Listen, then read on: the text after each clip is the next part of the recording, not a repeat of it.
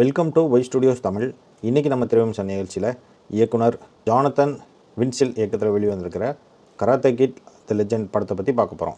இந்த படத்தோட கதையை பற்றி பார்த்தோன்னா, படத்தோட ஆரம்பத்தில் அதுக்கு முன்னாடி இந்த படத்தை காலையில் ரோகிணி தேட்டரில் ஸ்க்ரீன் பண்ணியிருக்காங்க. அங்கே ஸ்க்ரீன் பண்ணுறப்ப இந்த சப்டைட்டில்லாம் கீழே பார்த்தீங்கன்னா கிராப் ஆகி வந்திருக்கு. சரியாக தெரில.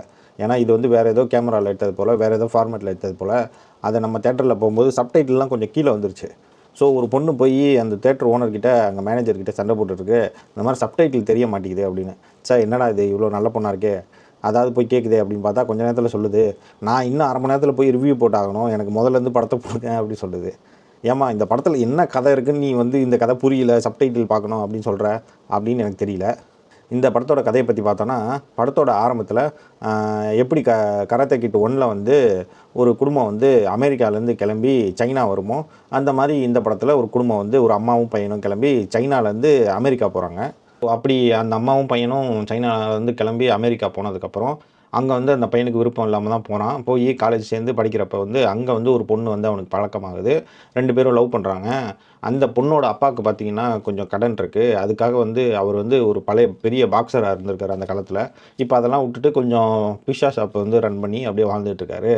சரி, அவருக்கு ஒரு பிரச்சனையில் இந்த பையன் நல்லா ஃபைட் பண்ணுறத அவர் பார்க்குறாரு. பார்த்துட்டு, நீ எனக்கு இந்த கும்ஃபுவை சொல்லிக் கொடு, எனக்கு ஆல்ரெடி பாக்ஸிங் ஓரளவுக்கு தெரியும், நான் 2யும் வச்சு மறுபடியும் ஃபைட் பண்ணி என்னோடய கடன்லாம் நான் அடைச்சிட்றேன் அப்படின்னு சொல்லி அந்த பையன்கிட்ட கேட்குறாரு. இந்த பையனும் சொல்லித்தரான். சொல்லி தந்ததுக்கப்புறம் என்ன ஆகுது அப்படின்னா, அவர் போய் சண்டை போட போகிறாரு. அடித்து மட்டையாக்கிறாங்க. டெத் பெட்டுக்கு போயிடுறாரு ஆல்மோஸ்ட்டு. ஸோ இதை தெரிஞ்சுக்கிட்ட அந்த பையன் நம்மளால தான் இவருக்கு இப்படி ஆச்சு, அதனால் ரொம்ப ஃபீல் பண்ணி உடஞ்சிட்றான். அந்த இடத்துல தான் நம்ம தலைவர் என்ட்ரி கொடுக்குறாரு. யாருன்னா தலைவர் ஜாக்கி சானு.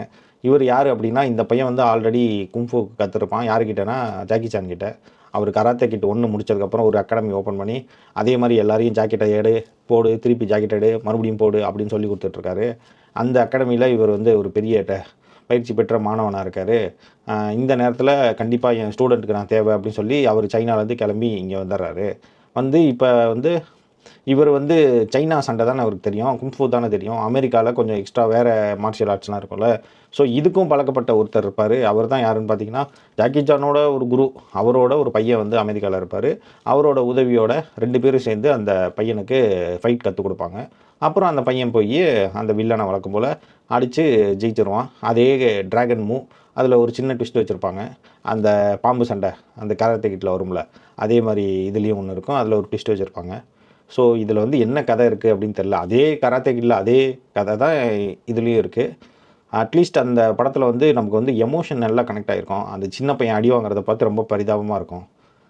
அந்த சின்ன பையன் திருப்பி அவங்கெல்லாம் அடிக்க மாட்டானா அப்படின்ற மாதிரி இருக்கும், வில் ஸ்மித்தோட பையன். ஆனால் அந்த எமோஷன் இந்த படத்தில் சுத்தமாக கனெக்டே ஆகலை.